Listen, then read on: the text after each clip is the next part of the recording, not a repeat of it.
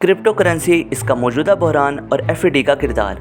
السلام علیکم، میں ہوں سعد بن کمال۔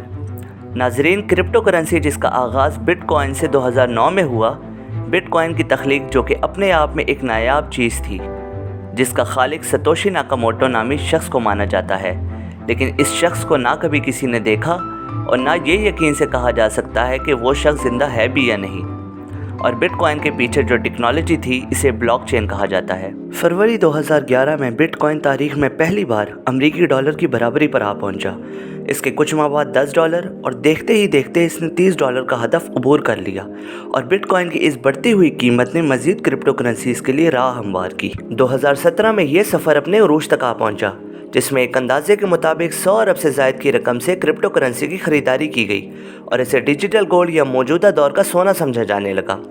کرپٹو کرنسی کے اس پے در پے عروج کی ایک وجہ یہ تھی کہ یہ ایک ڈی سینٹرلائز کرنسی تھی، جس کی قیمت یا استعمال پر کسی شخص یا ادارے کا اختیار نہ تھا، اور دوسری وجہ یہ تھی کہ 1970 کے بعد سے امریکی بینکوں پر لوگوں کے اعتماد میں کمی آئی، جو وقت کے ساتھ ساتھ بڑھتی چلی گئی۔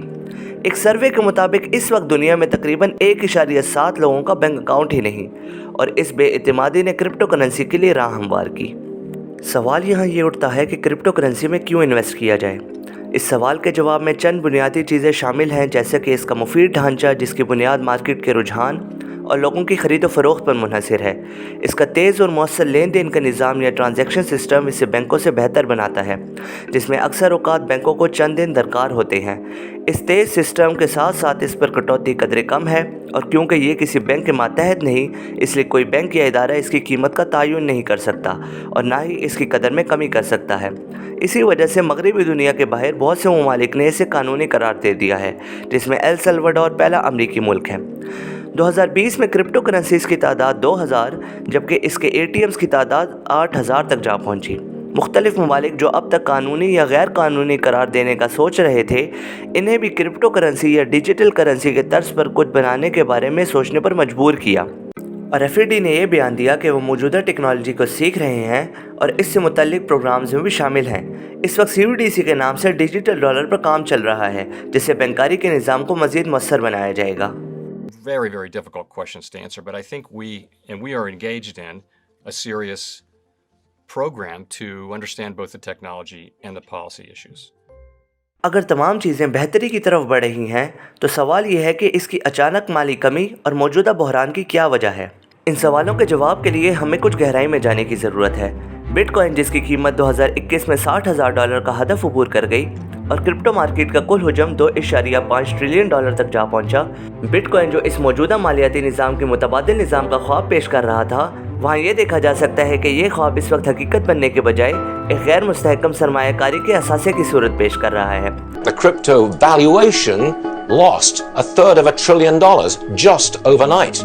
کرپٹو کے ناقدین کے مطابق کرپٹو کرنسی ماحولیاتی آلودگی پیدا کر رہی ہے، اور اس کے نتیجے میں توانائی کا بحران پیدا ہو سکتا ہے، کیونکہ کرپٹو مائننگ کے لیے وسیع مقدار میں بجلی درکار ہے، اور کچھ کے خیال میں یہ تاریخ میں موجود ڈچ ٹیولپ بلب اور .com کی طرز کا ایک اثاثہ ہے، جو ایک وقت میں عروج پر تھے اور پھر دنیا سے غائب ہو گئے، جیسا کہ ہم نے دیکھا کہ بٹ کوائن نے $60,000 کا ہدف عبور کیا اور پھر نیچے آ گیا۔ اگر ہم موجودہ بحران کی بات کریں تو بٹ کوائن نے پچھلے سال اکتوبر سے اب تک اپنی 2/3 قدر کھوئی ہے۔ اس کا مطلب اگر تب $1000 انویسٹ کیے جاتے تو اب اس کی قیمت $360 ہوتی۔ اس کی وجہ یہ ہے کہ FAD نے شرح سود کو 0.75% تک بڑھا دیا اور تقریباً $200 ارب مارکیٹ سے مٹ گئے۔ With the crypto market right now. The broad picture right now is that you have the Federal Reserve hiking interest rates today, and there is a big fear at the moment as to what that means for markets of all stripes, and crypto is definitely one of them. شرح سود میں اضافے کی وجہ جہاں مہنگائی اور کساد بازاری یا ریسیشن کو قابو کرنے کے لیے بتائی جاتی ہے، وہاں یہ حقیقت بھی واضح ہے کہ اس سے مارکیٹ میں خرید و فروخت پر پڑنے والے دباؤ سے کرپٹو مارکیٹ میں بحران پیدا ہوتا ہے، اور کرپٹو کو قابو کرنے کے لیے چاہے کوئی ادارہ نہ بھی ہو، لیکن مالیاتی اداروں کی پالیسی اسے اثر انداز ضرور کرتی ہے۔ جہاں سوال کرپٹو کے مستقبل کا ہے کہ کیا یہ گزشتہ دور کے ڈچ ٹیولپ بلب کی طرح غائب ہو جائے گا یا سونے کی طرح ایک مستحکم اثاثہ بنے گا، اس کا فیصلہ ابھی ہونا باقی ہے، لیکن ایک چیز واضح ہے کہ یورپی خواب کو حقیقت بننے میں کرپٹو کرنسی کا کردار ٹیکنالوجی کے تخلیق کار کی طرح ہی پر اسرار ہے۔ Crypto here to stay? Oh, definitely crypto's here to stay.